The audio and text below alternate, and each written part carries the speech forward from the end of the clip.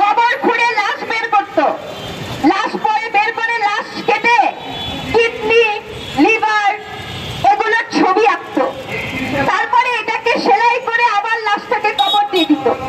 তখন যারা মুমিন বান্দা তারা মনে করলো ইবনে সিনা কত বিকৃত, ইবনে সিনার লাইব্রেরিটা তারা উড়াই দিল। আজকে ওই ইবনে সিনা, তখন আল্ট্রাসাউন্ড ছিল না, সে ওই ছবিগুলো আঁকছিল দেখে আপনি আজকে মেডিকেল সায়েন্সের এত সুবিধা ভোগ করেন। সেই ইবনে সিনা নিয়ে আপনি যে পুড়াই দিলেন, তাদেরকে ফাদার অফ মেডিকেল সায়েন্স আজকে হইতে দেন না। আপনি যে ভাবেন, আপনার যে ভাবনা, সেই ভাবনার মধ্যে অনেক যে সংকট আছে। আপনি বাহাস করেন, আপনি তর্ক করেন, আপনি দম্ভ দেখান কিসের? কোন পুরুষতন্ত্রের দম্ভ আপনি দেখান? আপনি কোনো তর্কে যাবেন না, আপনি কোনো বাহাসে যাবেন না, আপনি কোনো আলাপে যাবেন না।